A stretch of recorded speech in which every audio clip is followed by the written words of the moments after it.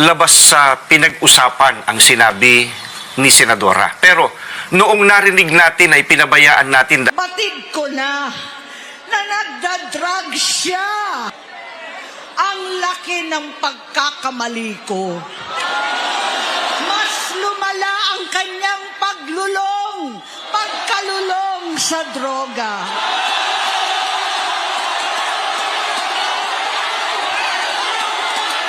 Dahil parehas pala silang mag-asawa.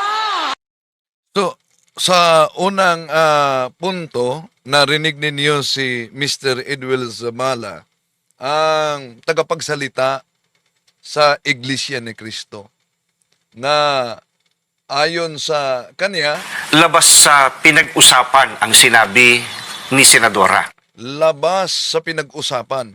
So, dito, mapansin ninyo, parang nanghugas kamay na. Sa pahayag ni Senador Amy Marcos, ang INC, labas daw sa pinag-usapan sa organizer. Ngunit, Labas sa pinag-usapan ang sinabi ni Senadora. Pero noong narinig natin ay pinabayaan natin. noong narinig, pinagpabayaan na lang umano. So, ibig sabihin, kahit parang hugas kamay ang unang punto niya, pero nung narinig ay pinabayaan na lang, edi may pahintulot pala. Tatalakayin natin ito, mga kapatid.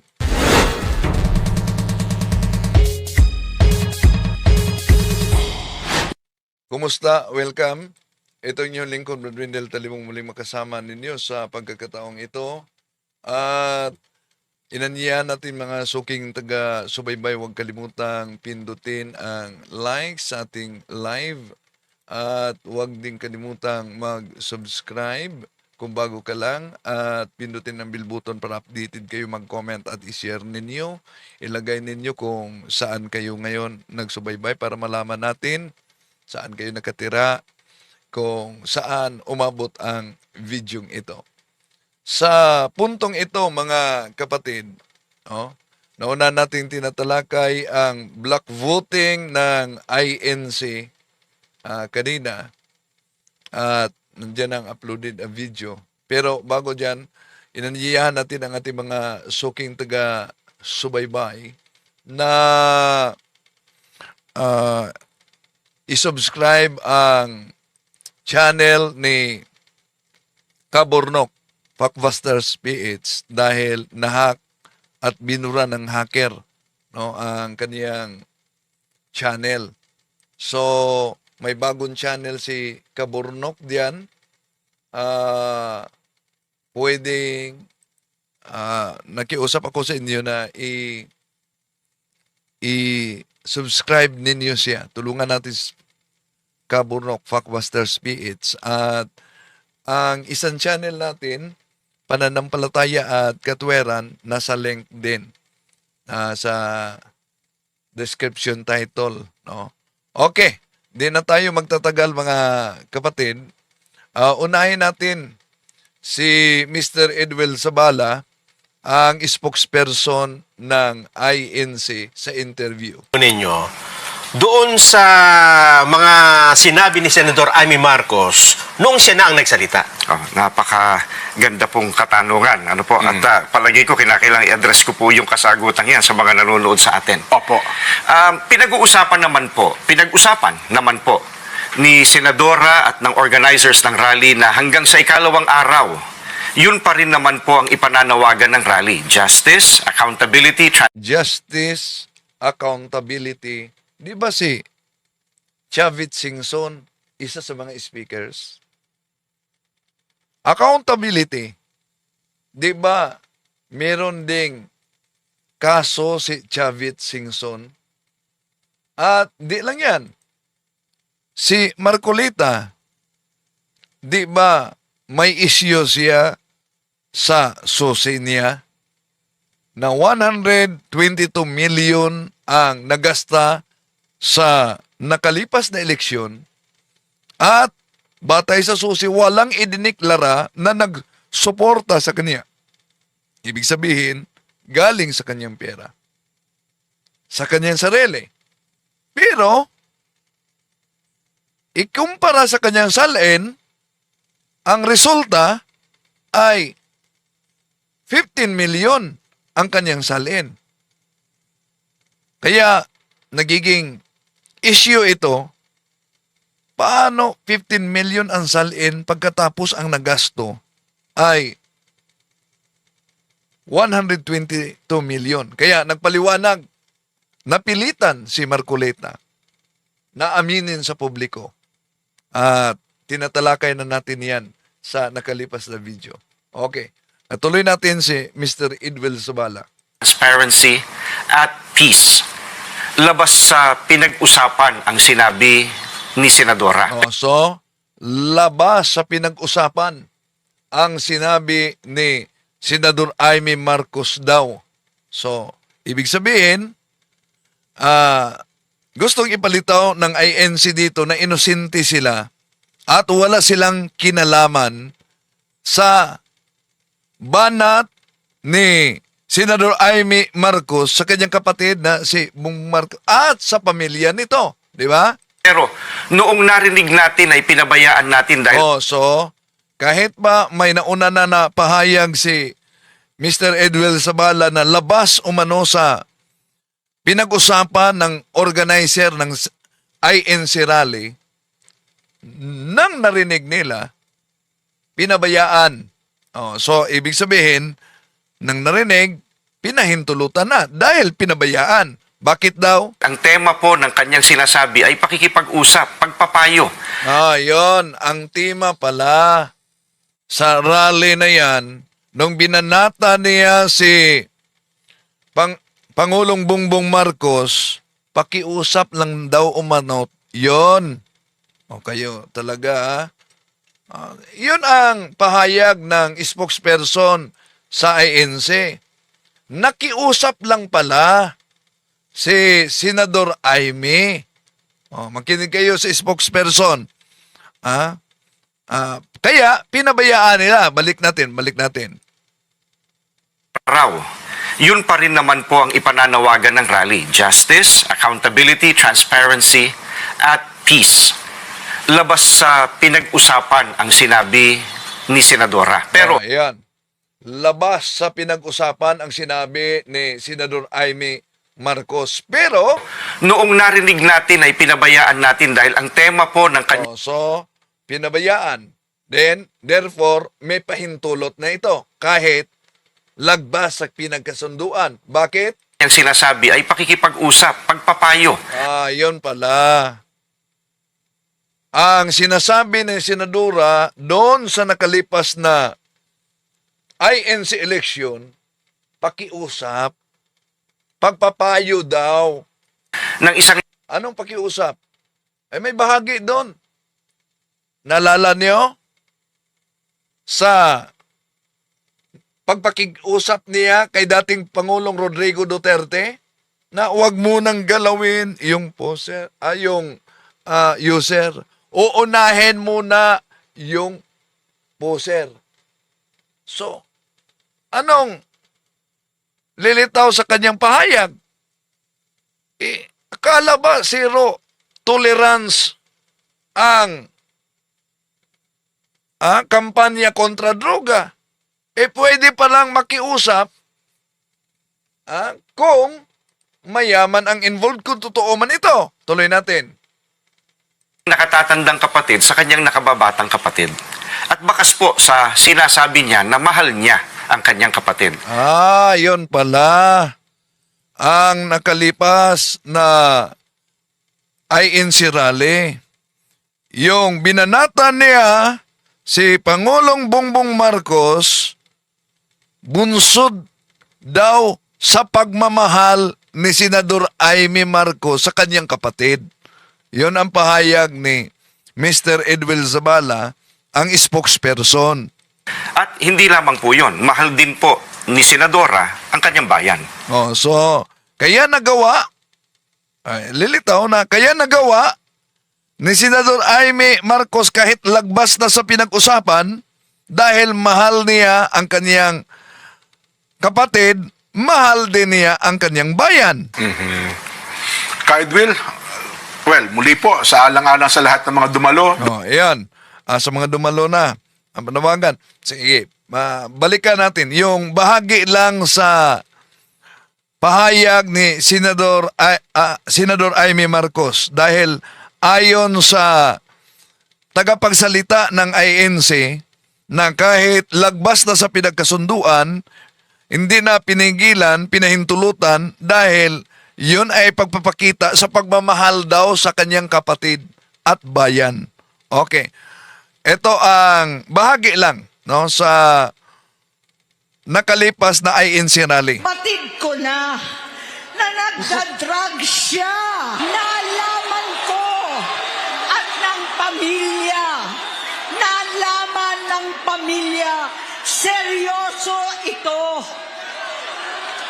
Minsan, kami ng Presidential Guard at Metro Gompa ang naglilinis tuwing nagpa-party po sila.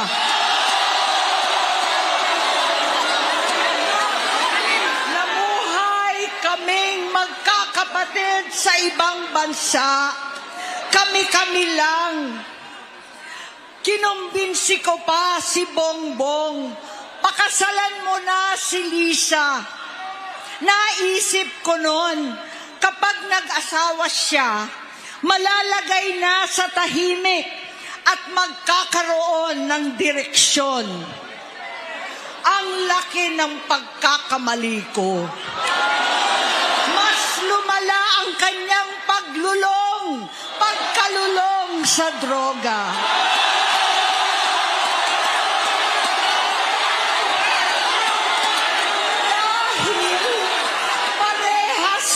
Silang mag-asawa.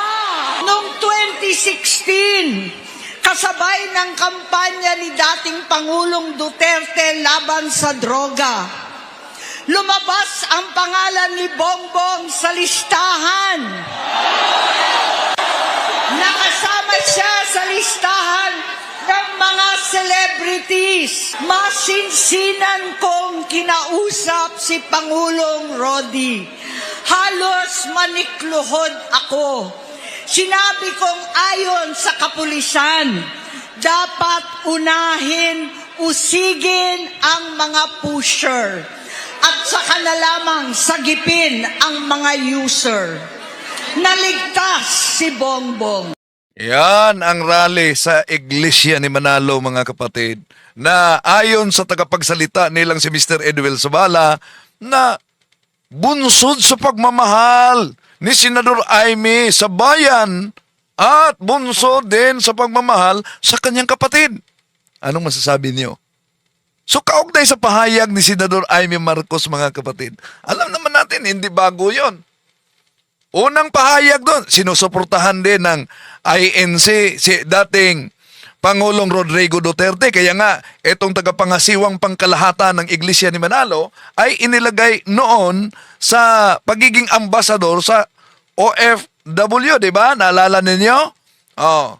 So, ngayon, kung maaalala din ninyo yung Maisog Rally, si dating Pangulong Rodrigo Duterte sa Davao mismo, siya ang nagpahayag na may adik tayong presidente. So, matagal na yon. Pero ano ang punto dito sa pahayag ni Senador Amy? Una, inaamin niyang matagal na niyang alam daw na ang kanyang kapatid na si Pangulong Bongbong Marcos, dawit pa ang buong pamilya ni Pangulong Bongbong Marcos sa pahayag niya.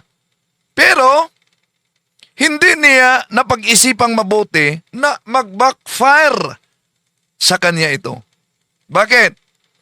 Kung matagal na niyang alam na adik umano si Pangulong Bongbong Marcos, edi matagal na niyang itinago ito sa taong bayan. Anong tawag niyan? So, nang inendorso ng INC, si Pangulong Tandem pa noon, BBM at Sara Duterte. Alam na ba ng INC itong isyung ito? So, kung hindi alam, ibig po ba sabihin na budol din ang INC, endorse ng endorse, hindi sinusoring mabuti?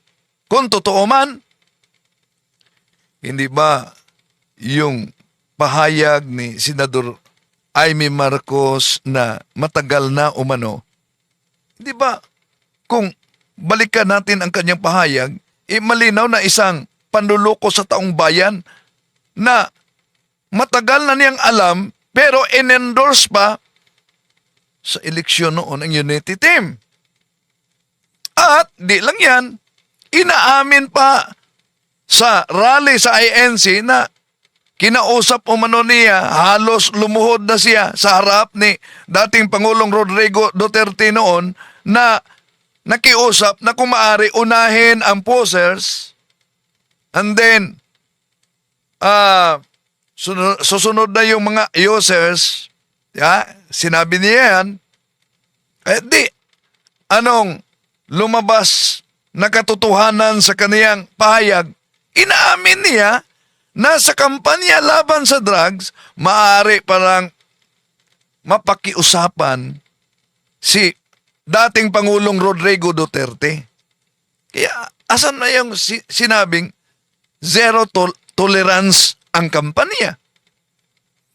Kaya kung maaring pakiusapan si dating Pangulong Rodrigo Duterte, abay isang masakit na realidad mga kapatid, na kung mahihirap ka, tigok ka. Pero kung mayaman ka, pwede at madadala lang sa pakiusap. O, anong masasabi ninyo? At balikan natin ang spokesperson ng INC. Ang spokesperson ng INC, ang ginawa ni Senador Aimee, lagbas na sa kanilang kasunduan, parang nanguhugas kamay, pero pinahintulutan umano dahil anong palusot?